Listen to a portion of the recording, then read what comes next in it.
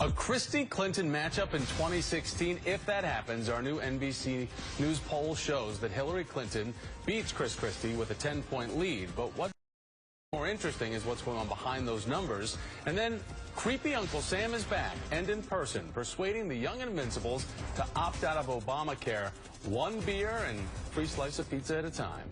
Joining me now on the agenda panel is Sabrina Siddiqui of the Huffington Post, Lee Fong from The Nation, and Taken Goddard, editor of Political Wire. Gang, it's great to have you all here. As I said, an embarrassment of riches to have you all around one table. Sabrina, let me start with you on this, because we break down the numbers of this poll. We show Clinton leading Christie among African Americans. Also, the 18 to 29 group, Latinos. Christie did well with New Jersey Latinos. Our Tea Party is right, though, when they say that the appeal can't go beyond the Jersey borders? Well, they're not necessarily wrong, but it's also still very early, and it's not too bad for Chris Christie that he has about a third of support among Republicans when there are probably about 10 possible GOP candidates, and we're still 3 years out. And he, of course, has walked a much more moderate line than some of the other candidates, and that will help him appeal to the youth, to the Latino community, as well as possibly African Americans. Someone like Hillary Clinton, too, at the moment is still benefiting from Obama's numbers in 2012. It'll be interesting to see how that changes when we get closer to the general election. It seems like moderate, though, is a dirty word. And Lee, is Christie leads Clinton among whites, also among seniors, and those who make cash-wise $75,000 or more a year. We have today's First Read pointing out that these numbers are similar to the splits that we saw in the last election, you know, with Romney and President Obama. Is it possible for Republicans to break free of the rich old white people mold? Well, you know, if you look at this poll, it shows that some base Republicans in the base, are still very skeptical of Christie, I think for a lot of these reasons. But you have to remember, early polls showed that same base very skeptical of John McCain and Mitt Romney. Another interesting poll to take would be of executives in Wall Street and Silicon Valley, and those folks are very excited about Chris Christie, and they're calling a lot party now. All right, so as we look at the diversity issues of the Republican Party taken, the LA Times is reporting a new poll out showing some have a big problem. Just as we look at California itself, it shows that minority voters are 54% Democratic to 14% Republican. So how does what's happening on the West Coast in California predict what could sweep in other areas of the country as we look at major voting bloc states like Texas or Florida? No, it's a very interesting poll, and California is almost a microcosm of what's happening nationally, at least demographically. And so when you look at these various voting blocks, and the reason we're talking about this 3 years early, really, is you look at the Republican Party and you see a situation where it's impossible to figure out who could possibly unify a Republican Party with demographics that are moving against them so quickly. And this is this poll that came out in California today really shows how difficult that challenge is for any one person.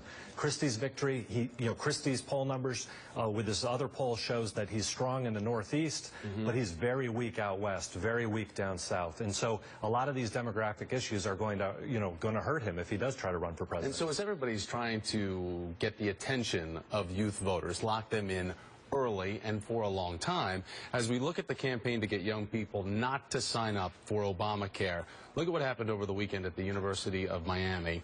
We've got the group called Generation Opportunity, funded by the Koch brothers. They held a tailgate party at a football game featuring the creepy Uncle Sam guy. We've got models, we've got beer pong. Lee, tell us more about this, because I mean, we all went to college. Sure. Nothing wrong with a good tailgate party, and who doesn't show up and like free beer and pizza? But there's a more sinister agenda going on here that's more political than, teaching these kids, how you can score a free slice. Sure. If you look at these events, they look a lot like a Miley Cyrus music video. The Koch brothers are going Cleaner out. than that, Lee. Cleaner than that. Yeah.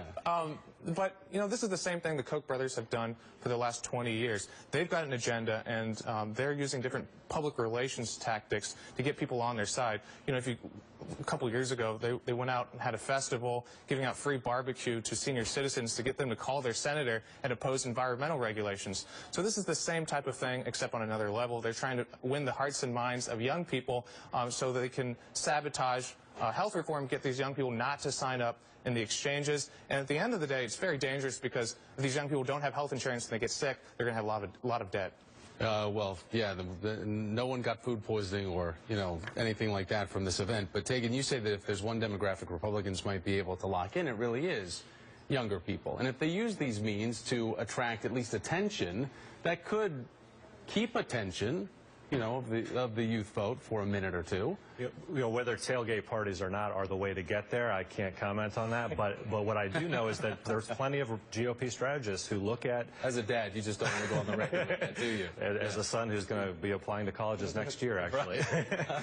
But if you look at the demographic groups, national Republican strategists, they don't see much hope among Latino voters. They don't see much hope among gay Americans, but they do see younger voters after an incredibly weak economy of 6-7 years of possibly being able to pick these people off in 2016. And so you will see a variety of strategies, and tailgate parties are just one of them. All right, so I want to show everybody what the RNC sent out. It's the I'm Obamacare ads that they released. Take a peek at this. Hello, I'm the private sector. And I'm Obamacare! What are you doing? I'm addressing the people. The people? You can keep your plan. You can keep your doctor. Lower premiums for everyone. Actually, that's a lie. I know. I want people to like me. That's not the Toronto mayor either. The RNC says it's going to target young Americans with YouTube ads in college, channels like ESPN, Comedy Central. Sabrina, that's a good way to at least find the audience, the youth audience, and whether or not you're going to grab their eye is another message or another thing. It is a good way. I think the bigger problem, as opposed to these ads for the Obama administration, is they don't have a fully functioning website still, and that is the primary way that younger people would sign up for the healthcare exchanges. What Republicans aren't saying is this so-called injustice where the young and healthy are paying more already exists in corporate America. A lot of young people, the majority of young people, get their insurance from their employers, and they pay the same premiums that their much older colleagues who require more healthcare services pay, and that's what Republicans are kind of leaving out in their argument because, of course, as we've said, this is highly political and another attempt to appeal to the youth as well as make sure that Obamacare doesn't succeed. All right, gang. Thanks so much, Sabrina Siddiqui. We've got Lee Fong and we've got Tegan Goddard. Thanks for being here.